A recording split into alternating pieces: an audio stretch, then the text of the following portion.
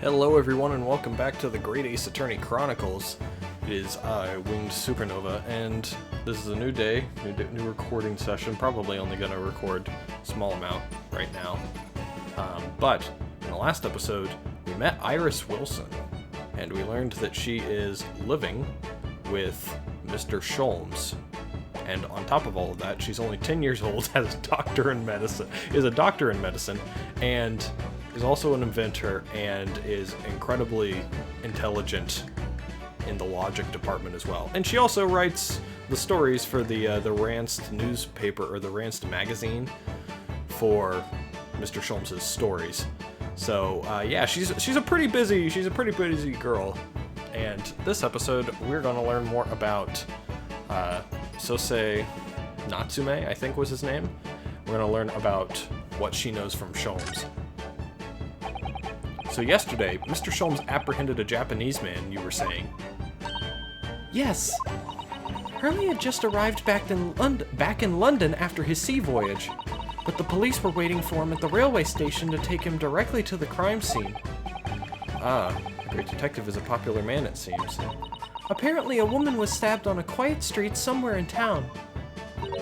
There were witnesses who had seen a short, shifty-looking, stooped man running away from the scene. A short, shifty-looking, stooped man. Mr. Natsume, beyond any doubt.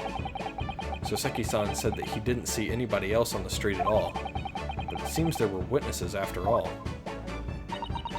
Hurley used his great deductive powers to determine the man's address.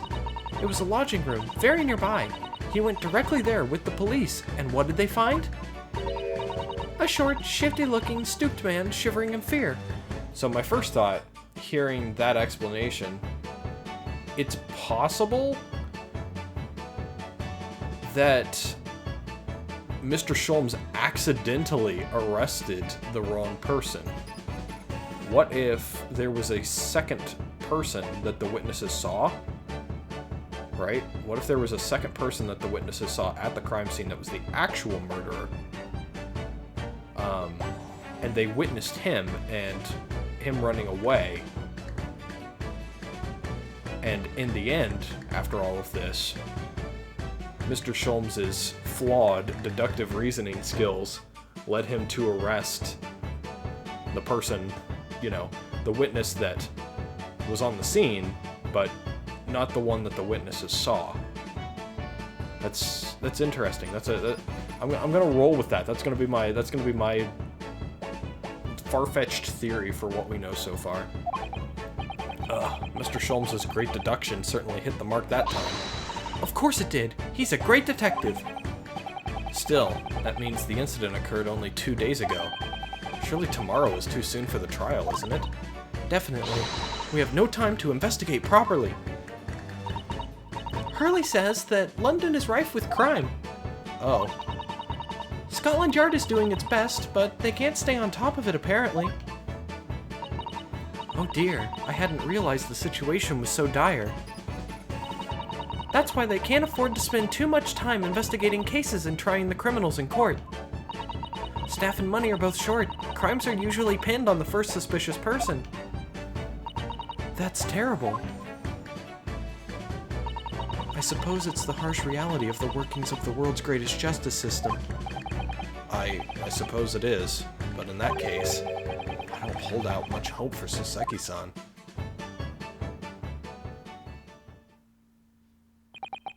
Thank you for answering so many of our questions, Iris.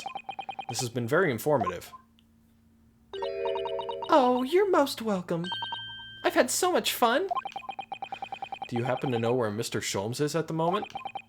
As you guessed, we'd like to ask him some questions about this case as well. Well, I expect Hurley is still investigating the scene. Of the case involving Mr. Natsume, you mean? Yes, Mr. May. Hurley said he was going to the man's lodgings.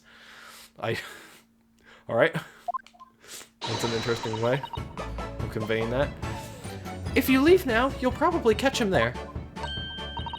Iris, do you know where those lodgings are?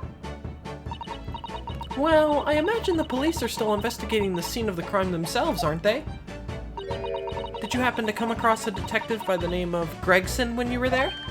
Yes, we know Inspector Gregson. Ah, goody. In that case, give Gregsy this from me, would you? If you do that, I'm sure he'll tell you what you want to know. What is this? A 5-shilling piece and a postcard, it seems. Lovely. It reads, "Tell the gentleman in black whatever he wants to know. I trust that won't be a problem." Oh no. Is she blackmailing people too? Gosh, this will make the inspector help us, will it? This will make... I'm not sure exactly how I'm supposed to read that line. That's an oddly worded line. Well, thank you, Iris. We'll give it a try.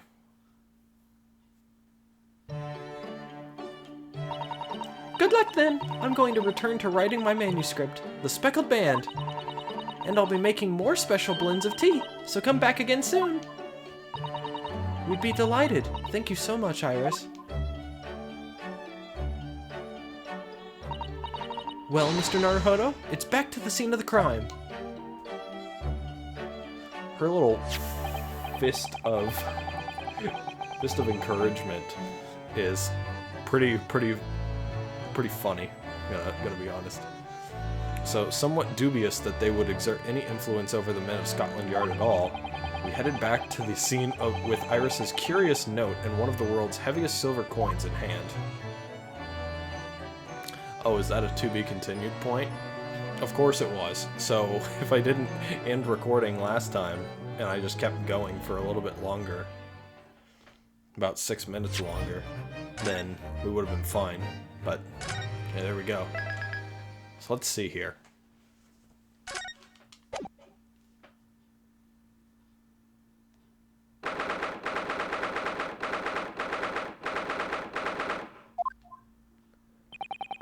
It looks as though the police are still here, carrying on with their investigation. Perfect. So let's find Inspector Gregson as quickly as possible. Yes, and let's see if he'll take a break from his chips to look at that silver tip Iris gave us for him. He's still got chips? Jesus Christ. Do you nibble on them like a rabbit? Oh yeah, we just have to present stuff. I forgot that this is how this works. Inspector Gregson, do you have a moment? I'm sorry to say I don't. I'm a very busy man. Much too busy to talk to a pair of foreign gadabouts, that's for sure. We have these for you. A present from Miss Iris Wilson. What? For me? From her ladyship? Her ladyship? Give that here, at once! Come on, hand it over. That's for me. Ah! Don't wait for me to give it to you, will you?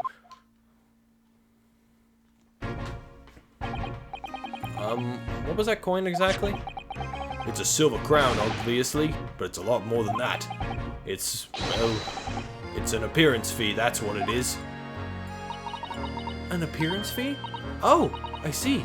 You mean... That's right, for the adventures of Herlock Sholmes. Her ladyship always offers me a little financial reward for featuring me, every time. Yes, of course. I know all about your exploits, Inspector. I read them avidly. Of course, her using my name without my say-so does make me the butt of a lot of unpleasant jokes, but still. I am sorry, Inspector. That must be difficult for you. Never you mind that. So, what do you want to know then? Sorry? Tell the gentleman in black whatever he wants to know. I trust that won't be a problem, it says. Well, obviously it's not a problem. Go on, fire away. What do you want to know? Well, if you wouldn't mind, Inspector, we'd very much like to know the address of Mr. Natsume's lodgings. Ah, the little knife-wielding, mustached Japanese fellow. He lives in a right old hovel. It's just over there. Look. Wait, he lives right there? Huh? Really? He just... Okay. He lives right across the street from where the person was stabbed? You'd think that he would say something about that, but I guess not. On the first floor of that house in the corner where that wreck of a bicycle's propped up. That is nearby indeed. If I remember rightly, the landlord is a Mr. John Garadeb. Right, well, if you see her again, you make sure you give her ladyship my regards, you hear? I mean it. You tell her that Gregson sends his very best wishes. Are you so... He's so... I can't even think of the right adjective. He's so intense when it comes to Iris Wilson for some reason. Don't worry, Inspector. We will. Goodbye for now, then. And long live her ladyship. Well, then. Well, at least he told us what we wanted to know before he left. Yes. So then, shall we go and see what we can find in Mr. Natsume's lodgings? Definitely. Alright, well, I guess we're moving right in here.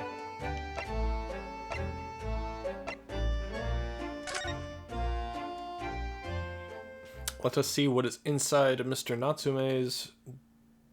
What? This place is very weird.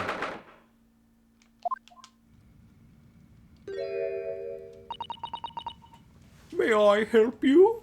That's not gonna be her voice, but I'm gonna work with it. Ah, yes. Would this be the residence of Mr. John Garadeb? Indeed it would, sir. And who may I say is calling? My name is Ryunosuke Naruhodo. Mr. Naruhodo is representing Mr. Soseki Natsume. I believe he takes lodgings here? Ooh. We would very much like to ask him some questions about our client. One moment, please. I shall convey the message to Mr. Garadeb. Did you see that, Miss Susato? That was a real-life English maid. I know. As I understand it, anyone of standing in English society employs a number of household staff. But that was the first time I've ever seen one in the flesh. Oh, this day keeps getting better. It certainly feels like we've really arrived now, doesn't it? We need only to meet a butler, and the experience will be complete. Well, I'm not sure if I'd go that far, but I understand the sentiment. Thank you for waiting. Mr. Garadeb will see you now. This way. Oh boy. Well, I'm gonna look at the rest of your stuff first, before we do anything else. I see something on the ground over there. Look at that enormous screen. It must have been put there deliberately, surely. Yes, it certainly seems like someone's trying to hide something from view. I think people change behind that, but it seems weird to change next to where there's a window. I think you would probably want to change over there in the other corner, but I don't know. I'm going to have a very quick look. Just a little peek. Ahem, ahem. Maybe let's not, Miss Usato. I think the maid is going to head us off with a cup of tea. Ahem, ahem! How are these things crooked? That looks like a Medal of Honor, and it's showcased on a very grand banner. Yes, it's displayed with some pride, I would say, although it bothers me that it's not straight. Oh, boy. His head looks like a crescent moon with his hair. I'm trying to think of what voice to give you. We'll go with this one. What, that old thing? Sorry? I should be glad to see the back of it, but the general would turn in his grave if I disposed of it. The wall's the best place for it. Keeps the bally thing out of my way. The bally or the bally thing? I'm not sure which term that means. So it's just been polished to shine by accident, I suppose? There appears to be an inscription on the medal itself. Look! Let me see. It says, for distinguished participation. He hangs his participation medals. Sounds like the kind of honors even I could be in line for. Well, one doesn't like to blow one's own trumpet, but I was given that for my time in the army. Can't measure an officer by the number of medals to his name, of course. Common knowledge in military circles. I think you can, actually. I mean, I think that's probably the point. That picture. That portrait of Mr. Garadeb is glaring at me, I swear. Have you noticed that all the little frames contain photographic prints of Mr. Garadeb as well? Yes, and there seems to be a statue of a lion on the mantelpiece as well. That sentence took me a minute because I was thinking about...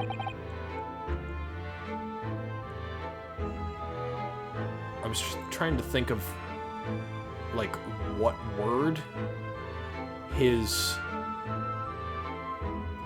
name is supposed to be a pun for. Because I really have not found very many pun names in this game, but I think it's because I'm just bad at finding them. I mean, this name seems weird, so I was looking at it backwards, and it's like Bedirag. I don't think that's it. If you unscramble his name, it spells brigade with an extra R, but I don't know what that means. I don't think that really means anything. So, yeah, we'll continue. Ah, yes, seemed to come back from the local pawnbroker with that little trinket. Seemed to come back? What do you mean? The chap who runs the place is a bally wizard. Went in to sell him something and came out with that thing. In point of fact, now that I think about it, rather often I find myself leaving the place with something I don't need. The lion ornament certainly does seem surplus to requirements. Sato-san doesn't pull her punches, or her throws for that matter. Alright, we'll continue looking at other things. I don't want to click on them yet, so... That uniform looks fairly ancient, doesn't it? It's clearly been well looked after, though. That old thing? Pah, not much better than rags, really. Oh? Well, that ceremonial garb at my retirement bash, you know. I'm not one for dwelling on the past, me. Would have gladly thrown it out, but you know how it is. Anyway, it doesn't hurt to have the odd piece of memorabilia lying around, does it? Oh, I see. Perhaps we should leave the past in the past.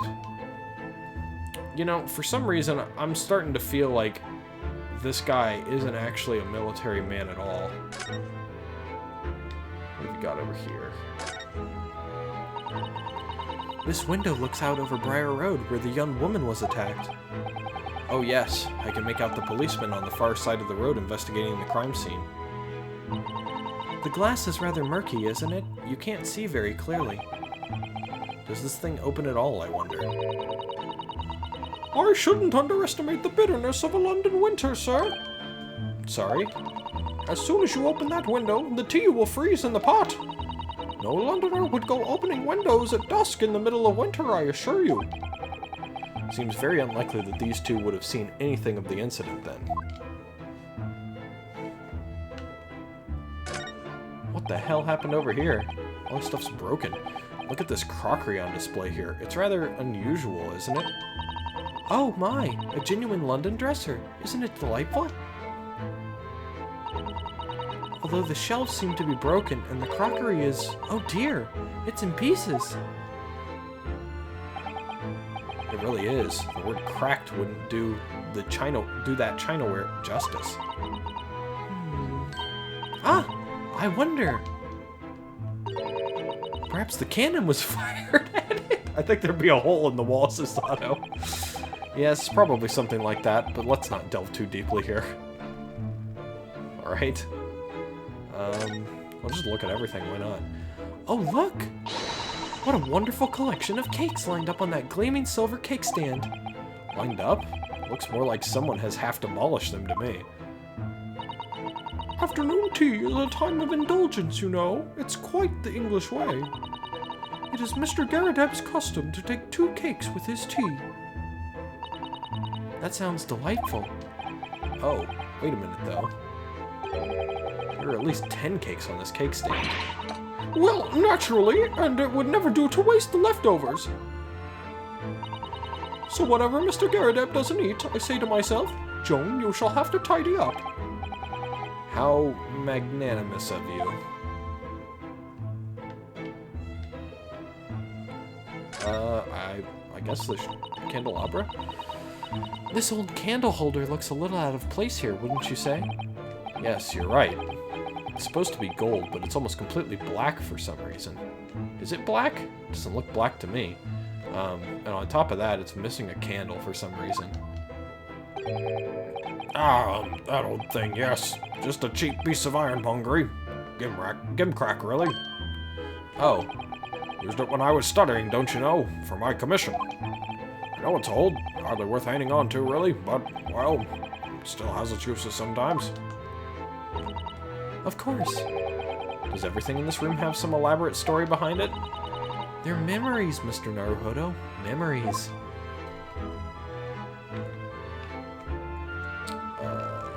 What else can I look at in here? This man's very odd room. Books? I notice you have a pile of books here, Mr. Garrideb. Do you enjoy reading? Ever experienced a London winter, boy? The nights are long. No better way to pass the time than in front of the fire with a jolly good book. Oh, there's a copy of Ranst magazine here, I see. No doubt Mr. Garrideb enjoys the adventures of Herlock Sholmes, too. The great detective has many great followers, it seems.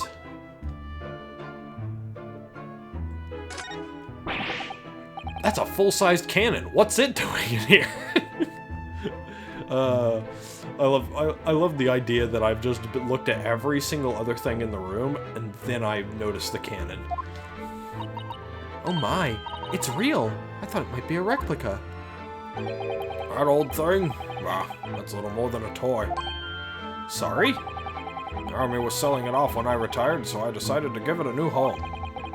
Never know when the enemy might attack next. Jolly useful to have a cannon about the house. Is it really? Is it really? Really? It isn't overkill? I mean, you need the gunpowder, you'd need the stick to push the cannonball down in there, you'd need cannonballs themselves. I think it would be a little bit not cost efficient. Be prepared, I always say. You never know what this twisted world is going to throw at you next, boy. Do you think there may be trouble brewing, Mr. Garrideb? Always is. Take Joan here. Never fails to have a clean apron in reserve. Dries them over the barrel, you see. They dry very well on the cannon there, Joan tells me, which rather proves my point, I feel. It's been reduced to a drying rack. No wonder the huge cannon looks like it's hanging its head in shame. Place is definitely different, I would say. Alright, now we'll actually talk to you and introduce ourselves. Good day to you. John Garrideb, at your service. Pleased to meet you, sir. This is Ryunosuke Naruhodo. He's a defense lawyer. Do excuse me not getting up. Took a shot to the knee a few years back in the Battle of My Wand, don't you know? My Wand? Earned a battle for my pains, but had to withdraw from the service. Handed over the reins to the up-and-comings. So he's a retired soldier. It's a hell of a job getting up and down stairs now, I can tell you. Don't get out much, as you can imagine. It's quite a climb up here to the second floor, isn't it? I was panting at the top of the stairs. You really must take more exercise, Mr. Naruhodo. Ugh, do you think so? Well, Mr. Garrideb, no doubt you were very courageous to earn yourself a medal. Oh, it was nothing. The medal's just a folderol, really. Wouldn't like to offend the general, though, so I grudgingly displayed it on the wall. Why don't you fetch it down, Joan? Let these good people see it properly. Joan, fetch the... Ah! Dash it, old woman, be careful! I think she's doing that on purpose. It's also the fact... So this is my theory for him. He's not an army man at all. He just likes to pretend to, because he wants people to respect him. Yeah. Oh, dearie me, I do beg your pardon, sir. You jolly nearly took the skin off my hands. I shall be more careful, sir. So anyway, there you have it. Living the quiet life now. I also noticed he has a ring on his left hand. Yes, I see.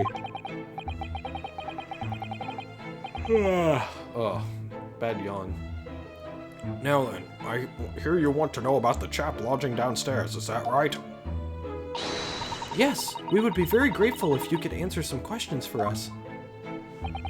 Only too pleased, naturally, especially if it helps to keep the peace here in Blighty. We forged an alliance with the Empire of Japan recently, as I'm sure you're aware. So this case is very much in the public eye, as it were. Oh, is it?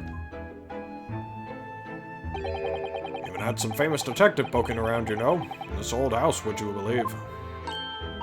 Yes, Mr. Herlock Sholmes. Could have been. Didn't catch the chap's name. Not really my cup of tea, all that detective business. Oh, but you have a copy of Rinsed magazine here, so...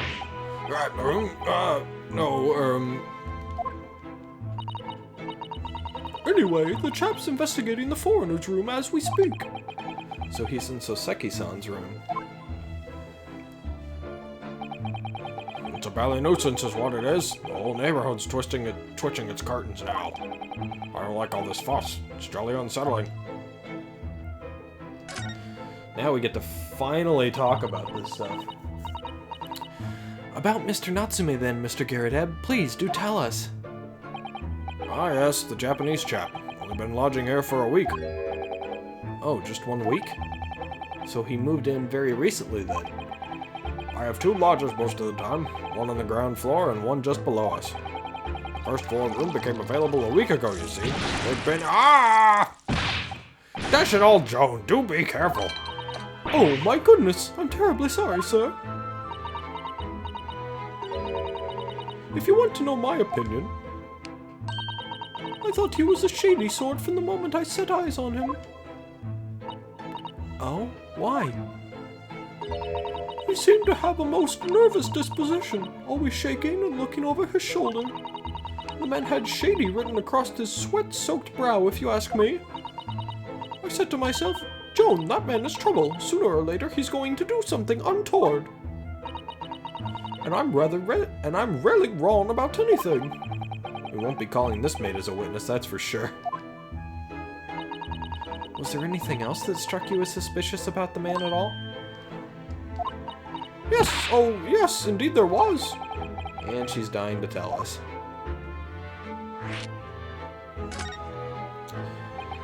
Had you noticed anything else at all about your lodger, Mr. Natsume? Oh my word, yes, that man was shadier than an orchard. Could you elaborate? Well, take the man's room. Absolutely stuffed full of books it is, more than anyone could ever read. And he never so much as passes the time of day with another living soul. I haven't seen a single visitor call. He just trots off to that old bookshop every single day, and comes back at 5 to light the gas fire.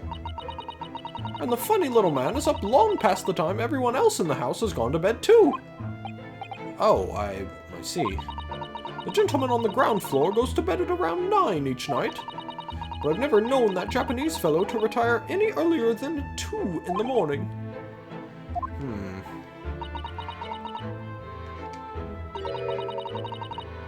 Could you clarify something, I wonder? What, pray? How do you know so much about Mr. Natsume's routine? Oh! I'd understood that neither of the lodgers live on this floor of the house, is that correct? That's right, yes. They're both below us, on the first floor and street level. Then, how is it you know so much about the lives of your lodgers? The precise times they come back in the evening, for example, even the times they go to bed.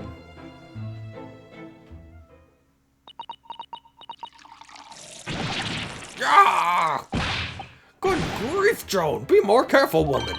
Oh my goodness, sir! I'm terribly sorry, sir! Something doesn't add up here. Yeah, they're hiding something. I'm not sure what, but they're definitely hiding something. And I bet these two might end up being the witnesses. It seems that the incident took place at around 5 in the evening. Did you happen to look out of the window at around that time? Huh? The window? Yes, we noticed that the window over there looks out over Briar Road. The incident took place on the pavement just on the far side of the street. Was there anyone suspicious loitering nearby? 5 o'clock is dinner time in the Great Ace household, so I'm afraid I don't remember seeing anything. How about you, Joan? No, sir. It would have been dusk outside already at that hour. And with the fog as well, I should think it would have been quite impossible to see the other side of the road. Oh, I see. Did you notice anything else out of the ordinary then? Such as? Anything at all, even if it seems unrelated. Well, Yes? Was there something then? well, it's nothing particularly significant, but at around that sort of time there... Ah! For the love of God, Joan, watch what you're doing! Oh, dearie me, what have I done? I'm awfully sorry, sir. She's intentionally fucking doing this, and I don't like her. Do be more careful, woman. Of course, sir. If I may, Mr. Narrow Hollow. Oh, yes? I have an exceedingly good memory, as far as I can remember. Nothing of any significance took place here at that hour. Nothing at all. Oh, really? Mr. Garrideb? The way you were talking before, it sounded rather like there might have been.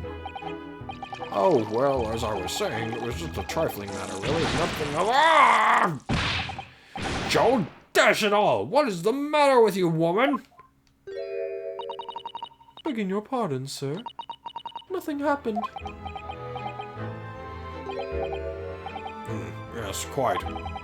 Nothing happened. We sat down to a quiet, uneventful meal. Joan? That's right, Mr. Garrideb.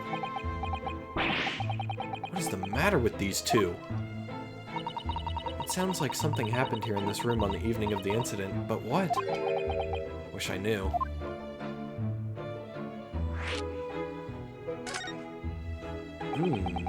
Could you tell us which floor Mr. Natsume's room is on? Why, certainly. Just below us on the first floor. Mr. Sholmes is investigating there even as we speak. Yes. Told me Nat's his name, had him look into the matter. I'd asked him to look into the matter, so I gave him the key. Nat's his name. Mr. Natsume has engaged in Mr. Sholmes' services? That's a blatant lie.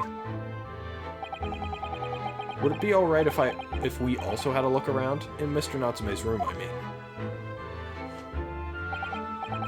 Don't see why not. It's just down one flight of stairs. Who knows if we'll find anything that could help us with the case, but we have to try. You know, the clues we can lay our hands on, shall we? Yes, and while we're there, we can speak with Mr. Sholmes again. Perhaps he'll be able to tell us more. Alright. Well, that's going to be it for this episode of the Great Ace Attorney Chronicles, because it seems like now's as good a time, if any, to cut this before we run into Mr. Sholmes in the next episode. So yeah, next episode, run into Mr. Sholmes, maybe do a logic and reasoning spectacular if we get a bunch more evidence in the process. But yeah. So yeah, thank you guys very much for watching, and I will see you guys then.